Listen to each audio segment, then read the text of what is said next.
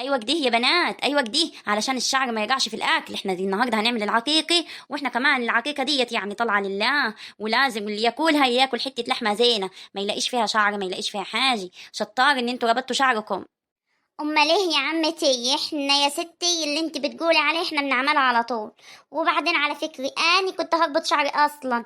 اني بحبش اعمل الوكل غير وانا رابطه شعري. علشان ايه؟ مفيش حاجه تقع في الاكل والاكل يبقى زين كده. بقول لك ايه يا مرات عمي، اني هلم شعرك دي واعمل الوكل معاهم، ما تخافيش، ما فيش حاجه يعني هتقع في الاكل ولا حاجه. اني والله بتضايق لما بلاقي حاجه كده على راسي ما بطيقهاش. ما ينفعش يا نوال، لازم يا حبيبتي تلبسي القشرب ده. ليه بقى؟ علشان ما فيش حاجه توجع، يعني احنا هنا في الدار بنستحمل لو لقينا حاجه، لكن دي لقمه طالعه بره ما ينفعش، وفيه رجاله وناس هياكلوا منها، يعني لازم الحاجه تكون نظيفه. ماشي، استحمليها شويه يا نوال، تعالي على نفسك يا اختي. هستحمل وامري الى الله. بقول لكم ايه، هي الخرفان جت ولا لسه؟ عايزين نلحق نخلص. ادينا صحينا من الفجريه. ربنا يعدلها ويخلص العقيقه دي على خير. صح يما، هو حموكشة وحسام جابوا الحاجة ولا لسه؟ يعني عشان نلحق نخلص وكده. انت عارفة يعني ما شاء الله هنعمل خروفين النهاردة وخروفين بكرة. فيعني ايه، عايزين برضو نبتدوا بدرية كده. بقول لك ايه يا عمتي، ما كنا عملنا الاربع خرفان مرة واحدة. مش هينفع يا دعاء، مش هينفع يا حبيبتي، علشان برضو الحاجة تتوضب وتبقى زينة كده. ماشي، بقول لكم ايه، انا عايزة الفتة اللي بالخل والتوم البلد كلها تحكي وتتحكى عنها.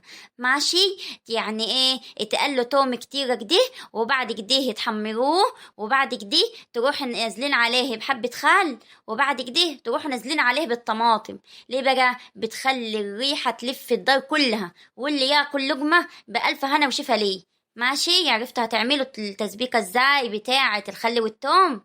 ماني بعملها كده يا عمتي والله. على طول بحب كده. احط وانا بحمر التومة حبة خل، بتخلي الريحة زينة للصلصة. ماشي يا عمتي، اللي انت عايزاه كله هنعمله يا غالي. بقول لك ايه يا صح، هاتي لي يا حبيبتي حاجه احطها على راسني كمان. ماشي، علشان ايه الحاجه يعني تبقى زينه كده، وما حدش يبقى احسن من التاني يا ست نوال. ماشي، هاتي لي يا بنت اشرب من جو. على فكرة يا مرات عمي، انا ما كنتش اقصد اي حاجة من اللي في بالك دي. وبعدين يعني انا ما اقصدش اني بقول لك يعني حطي كمان حاجة على راسك، لا. إيه انت اللي فهمتي كده لحالك يعني. يا بنت تقصدي ولا ما تقصديش، المهم ان احنا لازم شعرنا يبقى ملموم كده، علشان دي حاجة طالعة لله. فما ينفعش يا حبيباتي يعني ان حد يلاقي حاجة كده ولا كده يتكلم يقول علينا ايه، يقول يعني الحريم اللي في الدار مش نضاف. يلا خلصوا، والخرفان زمانهم جايين. يلا حضروا الحلل كده، واغسلوا الطماطم وقشروا الثوم والمواضيع ديت، يلا لحد ما ايه يعني الخرفان تتوضب وكده. يما بقول لك ايه، ابويا جاب الخلفان بره يعني طلعت اتفرج عليه. شفتي بقى يا دعاء ان الوقت سرقنا؟ يلا يا بنت التوهية، جهزوا الحاجة بتاعتكم يلا. هوا يا عمتي هوا. يلا يا بنات. اللهم صل على النبي، الله اكبر، ايه الخلفان الحلوين دول، الله اكبر، بسم الله ما شاء الله. ولا حول ولا قوة الا بالله. ايه الحلويات دي؟ والله العظيم قرفتكم حلوة يا ولاد. بقول لك ايه يا بنتي يا اسماء، تعالي هنا بعيد عن الخرفان هيعوروكي. يا بنتي تعالي هنا. عارفه لو واحد نطحك احنا دلوقتي هنطلع بيكي على المستشفى، يا بنتي بعيدي بعيد عنهم. يما ما تخافيش والله. بصي انا هقعد معاهم شويه كده وبعد كده بصي صوريني يما في وسط الخرفان. اتصوري ايه يا اختي؟ بقول لك ايه يا دعاء، ما تخلص يا اختي، عايزين نخلص في الموال اللي مش باين له خلصان دي. يلا يا بيت، وبعد كده شوفي اي حد تاني يصورك، احنا مش فاضيين. يلا يا دعاء. هو ما صورهاش ليه يا اختي؟ هو انا عندي اعز من اسماء بنتي؟ يا اختي ما تهدى علينا شويه، ما تكسريش بخاطر البيت، انا هصورها واحلى تصويره كمان لاحلى اسماء. ملكي الصالح انتي. يما يلا صوريني بقى. بقول لكم ايه انتوا التنين، عايزين نخلصوا، يلا الراجل جه، يلا بينا نخش على جوا نجهز الصلصة والحاجات. ما تقولي لها هي يا اختي، قولي لها اللي عماله تجر شكل دي. اها ماشي، اما نشوف اخرتها معاكي يا نوال. خلاص بقى يا نوال. خلاص يما صورتيني. يا بنت التوهية، هو انتوا اطفال عمالين تتفرجوا بقى على الخرفان؟ خدي يا بنت التوهية هنا. يا بوي انا لازم يعني اطلع لكم. هنعملوا ايه يا مرات عمي؟ دعاء وبنتها عمالين يتصوروا جنب الخرفان، والله غلبوا الاطفال. خلاص يما جايين اها، يلا يا دعاء. بقول لك ايه يا بنتي اسماء، بعد كده عن الخرفان علشان ما فيش حاجه تعوك، ماشي؟ يعني داخله جوه. حاضر يما، خشي جوه ما تخافيش، ولاد عمي نازلينها. 3 ساعات بتعملوا ايه برا؟ كل ده بتبص على الخرفان؟ واحنا يا اختي يا ست دعاء، يعني ده وقته ان انت تقعدي وتصوري لبنتك؟ ينفع؟ يلا يا نوال نوليني التوم، وانت يا سحر قطع الطماطم، وانت حضري يلا الشعل. ما هو دي اللي انا بتكلم فيه، هو ما حدش عجبه الكلام يا مرات عمي. بقول لها احنا متاخرين، احنا دلوقتي مش وقت تصوير. تقول لي لا، اصل ما فيش اغلى من اسماء عندي، محسساني انني كارهه يعني ان هي تصور بنتها. حداقي حق يا بنتي يا نوال، والله اول مره تقولي كلمه يعني عاقله. هو فعلا مش وقت تصوير، احنا متاخرين وعايزين نلم الحاجه. ماشي يلا يا دعاء خلصي يا بنت، مالك واقفه مبلمه ليه كده؟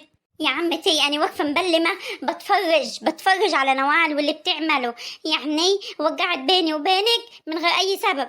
ماشي والله، لولا العقيقة بتاعت الولاد لكنت طلعت شقتي وما كنت شفت خلقتي هنا. ها يا اختي انا ما قصديش حاجه وقع بينك وبين عمتك ليه، يعني كنت يعني عدوتي، بس انا قصدي اقول يعني ان مش وقته مش اكتر. بقول لك ايه يا اللي اسمك نوال، انت بتطلعيني من دماغك خالص، مالكيش صالح بي. ماشي؟ وبعدين يا اختي عايزه تساعدي في العقيقه بتاعت اختي، يعني ساعدي كتر خيرك، مش عايزه اطلعي فوق، محدش طلب منك حاجه، احنا هنخلصه على الميعاد كمان. شايفه يا مرات عمي، هي اللي بتجر في شكلها، هي اللي بتقول شكل للبيع، انا ما عملتلهاش حاجه ماشي، عشان دايما بتطلع المشاكل اللي انا اللي بعملها. ها ايوه يا اختي، انت ام الطيابه كلها، ده انت تتحط على الجرح يولع. بقول لك ايه يا بنتي وهي ان احنا هنقضيها يعني خناقات؟ ما تخلصوا، والموضوع ده نبقى نشوفه بعدين. خلص يا دعاء. انا يعني دلوقتي اللي غلطانه يا عمتي وجاي عليا يعني؟ طب قولي لها بقى مالها الصالح بيا النهارده خالص، وتبعد بعيد عن وشي. خوفتيني يا ست دعاء، ما تفرجيني يا اختي ايه اللي في يدك هتعمليه. والله طالع في يدي كتير، ها؟ فما تقوميش العفاريت الزرق والحمر قدام عيني علشان ما فرجش البلد كلتها عليكي يا نوال.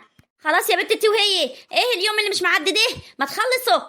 يا مرات عمي خليها توريني وتفرجيني ايه اللي ممكن تعملهولي، اديني قدامك اهو، واعلى ما في خيلك اركبيه يا دعاء. يعني انت مش معدياها البر يا نوال؟ طب تعالي لي يا حبيبتي. خلاص بقى حرام عليكم، ايه اللي انتوا بتعملوه ده؟ احنا خداعين ولا ايه؟ الله اكبر.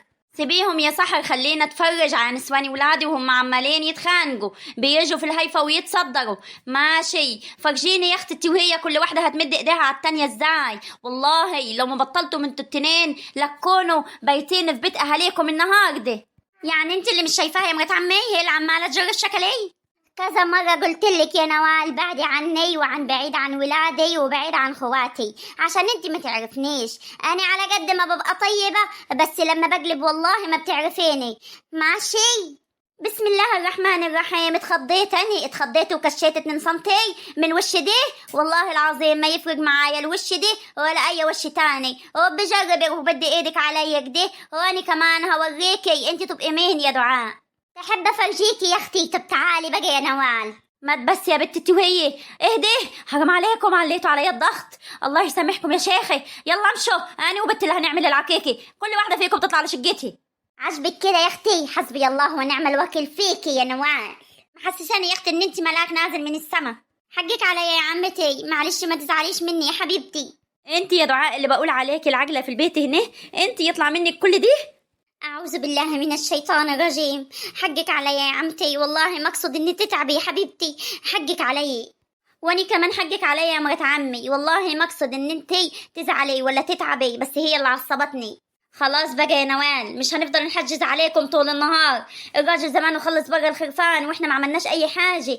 ايه يا جماعة العين اللي احنا خدناها دي على الصبح؟ خلاص حصل خير، مش عايزة بقى نجار تاني. ايه خلاص نص النهار راح علينا، خلصوا كل واحدة تشوف وراها ايه وتعملوا، وملكوش صالح ببعض. خدي يما رايحة وين؟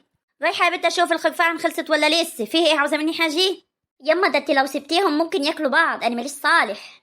طب بقولي لي بقى مين اللي هيجر نجار التاني، واني والله ما يكون بايت في البيت. لا يا عمتي خلاص روحي، حصل خير، أنا عن نفسي هتلاشى اللي اسمها نوال دي ومش هكلمها خالص.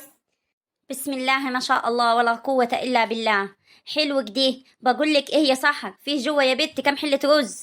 في يما بتاع 5 حلل وز جوه. وكام حلة صلصة؟ مش عارفة بقى دعاء تقولك. ما تقولي يا دعاء، عاوزة عزومة يعني؟ لا يا عمتي مش عايزة عزومة ولا حاجة، في يعني قولي بتاع 4. احنا عايزين نعمله بتاع حلتين تاني، وعايزين كمان بتاع حلتين تاني على الخمس الحلل اللي جوا بتاع اللي هم بتاعت الرز. ماشي، واحدة فيكم كده تبقى شاطرة تقوم تعمل الصلصة، وكمان معلش خليها عليك شوية يا دعاء، ولا بلاش انتي عشان ما تشدوش مع بعض. قوم انتي يا سحر اعملي لنا حلتين رز، وكمان نوال تعمل لنا حلتين صلصة. بقول لك ايه يما، طب ما نستنى يعني لما الحلل ديت تتفضى ونعمل مكانهم. في ايه يا سحر مالك؟ يعني خلاص يعني ما عندناش غير الحلل اللي احنا عاملين فيها الرز ديت عشان نستناها لما تخلص عشان نعمل مكانها؟ يا بنت ما حداك الحلل جوا كتير. قومي فزي، ايه اللي قعدت ديت ومش قادرة تقوم؟ يما والله ما اقصد، انا قصدي اقول يعني احنا واقفين بقالنا اكتر من 3 ساعات، ويعني كنت عايزة اريح رجلي الصراحة، بس خلاص هقوم اعملهم حاضر من عينيا التنين.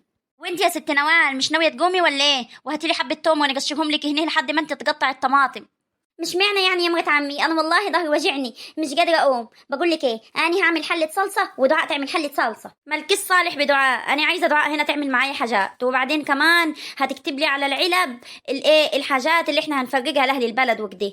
عرفتي؟ مالكيش صالح انتي، قومي اعملي حلتين الصلصه، وانت يا بنتي سحر يلا امشي. جايمه يا مرات عمي، ماني كلمتي على طول هي اللي بتقف في الزور.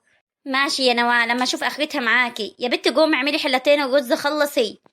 حاضر يما، ما انا جايمه. ها هو انا قلت حاجه؟ الله اكبر، بسم الله ما شاء الله، ولا حول ولا قوه الا بالله. ايه الحاجات الحلوه ديت يا عمتي، تسلم يدك يا حبيبتي، تسلم يدك يا دعاء. يا بنت امال ايه، ده اسبوع الغاليين، ربنا يا رب كده يعني يبارك فيهم، وبألف هنا وشفي للي ياكل لقمه. الله اكبر، اللهم صل على النبي. ايه الحاجات الحلوه دي يما؟ صليت عنده يا حبيبي. بقول لك ايه، لسه فيه بقى لحمه؟ يعني مش كتير، بتاع تشطيك دي. ماشي يا حبيبي. بقول لك ايه، الحاجات شكلها زينة كده ولا نوضب فيها حاجة تانية؟ يعني في بتاع تشطية كده ادخلها جوا. بقول لك ايه، احنا لازم السقط بتاع الخرفان ده يطلع كله لله. ماشي، خلي الراجل ينظفه كده ويعبهولنا في اكياس. ماشي، واحنا ان شاء الله برضه هنتصدق بيه، يطلع لله برضه. لازم العقيقة والخرفان دي لازم كلها تطلع لله من اولها لاخرها، والصوف كمان ودوه الجامع، يعني الناس بتاخده بتبيعه وبيتصدقوا بيه. ماشي. بقول لك ايه يا عمتي، كنا خلينا السكت والممبار والحاجات دي يعني، والحلويات كنا عملناهم بكره وتغدينا بيهم. لا يا بنت، حاجة العقيقة لازم كلها تطلع لله. بقول لك ايه يا دعاء، ما تاخدي ولد من الولاد دي علشان انا عايزه يعني اعبي معاك العلب بتاعه العقيقه. لا يا بنت خليكي انت عشان انت بطنك مفتوحه مش هتقدري تقعدي. والولاد عاملين ايه النهارده يا ولاء؟ الحمد لله يا اختي كويسين الحمد لله ورايقين. بقول لك ايه يا دعاء، بالله عليكي حطي لي شويه رز عليهم معلقتين صلصه وحته لحمه، انا حاسه انني جعانه. حاضر من عينيا التنين يا ولاء، من عينيا يا حبيبتي، هنجيلك حتتين لحمه دي. وبقول لك ايه يا حسام، احط لك مع مرتك تاكلوا؟ لا يا بنت، حطي الولاء بس، حسام هياكل بقى مع حموكشة وحسن والرجالة بره. خلاص حاضر يا عمتي، انا احط الولاء وخلاص. بقول لك ايه يا ولاء، روحي يا بنت اطلعي على فوق على شقتك، واختك هتغرف لك وتبعت لك الاكل مع البت اسماء. ماني واقفه هنيه يا عمتي، يعني بتفرج. يا حبيبتي ما ينفعش، لو حد دخل علينا دلوقتي عاوز لحمه ولا عاوز عقيقه ولا عاوز حاجه ويلاقيكي كده، انت والعايلين هتاخدوا عين وهتفضلوا واقدين فيه. يلا يا باي خشي، واختك هتغرف لك وتبعت لك الوكل على فوق. والله يا عمتي حداكي حق، يلا يا ولاء اطلع على فوق. يا عمتي بس اسمعيني. واه يا بنت، هو انت يعني كل شويه لازم كده تفضلي تنكفي فينا؟ ما تطلعي ولا انت والعيال. ماني زهقت يا حسام والله. والله حقك علينا يا ولاء، بس هنعمله ايه يا بنت بدل ما تاخدي عين انت والولاد؟ يلا اطلعوا لفوق. ماشي يا حسام. يا بنت فين العلب التانية الصغيرة؟ جوا يا عمتي. طب يا بنت هاتيها يلا وعبيلي العلب، وكل بيت عايزاك تشوفي لي فيه كام نفر وتكتبي لي بالاسامي على الكياس من بره وعلى العلب. ماشي. وبالنسبة للعلب اللي قدامي ديت يا عمتي؟ يا بنت الصواني قصدك الكبيرة اللي قدامك دي للمساجد والعائلات الكبيرة وكده. ماشي يا عمتي. بقول لك ايه، عيلة ابو مسلم هتودي لهم؟ ايوه يا دعاء لازم نودي لهم يا بنتي، يعني كله طالع في الاول والاخر لله. ماشي يا عمتي، اللي انت عايزاه يا حبيبتي، ربنا يقدرك دايما على فعل الخير. انا هقوم اجيب العلب. اديني عبيت العلب اهوت يا عمتي، هنكتب عليها بقى ايه؟ قوليلي. لا يا بنت خليها براحتها، قولي لها بس يعني خالته ام حموكشه جايبه لك الحاجه دي، ماشي؟ سبوع ولاد حسام، ماشي؟ يلا سلام عليكم. والله ما ينفع يا خالته ام حموكشه، معقول يعني تيجي بنفسك لحد الدار وما تخشيش جوا؟ لا تعالي لازم هتخشي واعمل لك شاي كمان. يا بنتي بعدين نيجي يا بنتي كده ساعة ما تتخرج من الجامعة إن شاء الله، سلميلي عليها، أنا ورايا هم ما يتلم في البيت، ماشي؟ سلام عليكم. عرفت وفهمت يا قلب امك، وان الموضوع دي شعشع في دماغي، وما تخافش هجوزك البت صفية ان شاء الله، بس هي بس تسيب خطيبها. ده مين صفيه ديت يما اللي انتوا عايزين تجوزوها لعلاء؟ صفية يا بنت اخت احمد. وهو علاء عاوز يتجوزها ازاي يعني؟ وبعدين دي مخطوبه، حرامك دي. هو احنا يا بنت قلنا لك ان احنا هنروح نتقدم لها وهي مخطوبة؟ ما احنا عارفين يا حالة امك ان هي مخطوبة، بس اخوك بيقول يعني ان سمع كلامك دي ان خطيبها هيسيبها، ولو سابها يعني حرام ما تقعدش كده، احنا هنروح ونتقدموا لها لعلاء اخوكي. لا طبعا علاء ملوش صالح بصفيه، لا بالله عليكم ما تجيبولي مشاكل. هو فيه مشاكل يا بنت ان اخوك يتجوز اخت جوزك يعني؟ ايه المشاكل في كده؟